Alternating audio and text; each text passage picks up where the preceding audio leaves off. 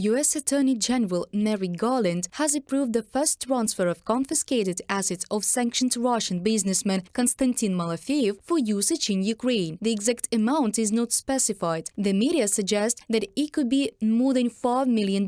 Last year, the Justice Department charged a Russian oligarch with violating sanctions imposed on him for funding Russians promoting separatism in temporarily occupied territories by Russia.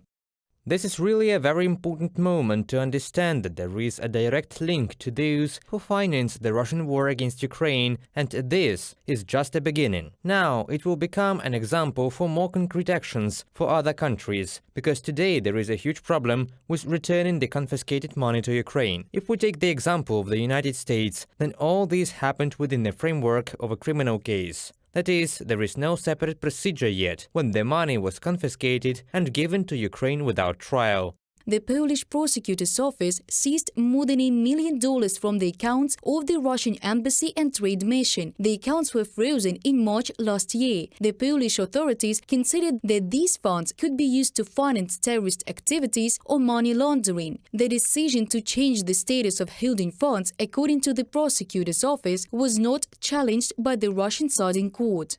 The confiscation of frozen assets, in my opinion, needs to be done very quickly because it specifically hits Russia, Russian oligarchs and Russian capital. Even if there are frozen assets, they are just somewhere. The Russians, although they do not use them now, they know that sooner or later there is a prospect of returning the assets. After the confiscation, there will no longer be such a prospect.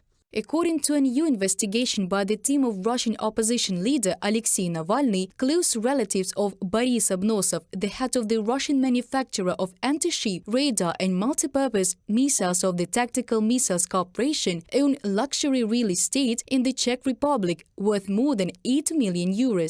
Obnosov's son-in-law Rostislav Zorikov owns a 4-story house in Prague worth €6 million through Altera and Remax companies. According to documents obtained by the Anti-Corruption Foundation, Zorikov also owns a 140-meter penthouse in Prague worth €1.1 million.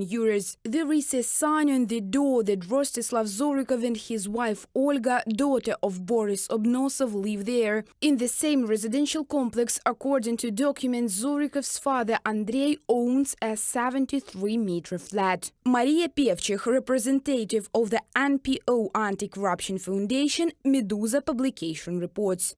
Navalny's team indicated that the corporation manufactures missiles, specifically Ha-101 and Ha-22, which the Russian army uses to attack residential buildings and other civilian targets in Ukraine. Maria Pevchik promised that the foundation would send complaints to all Czech departments and demand that sanctions be imposed against Boris Obnosov and the Zorikovs to prevent them from entering the Czech Republic. To search for sanctioned assets, in March 2022, officials from the United States, Canada, Australia, Japan, the UK and the EU created the task force that searches for and seizes the assets of individuals and legal entities that are subject to sanctions. During the year of its work, the group froze the assets of Russians for more than $58 billion.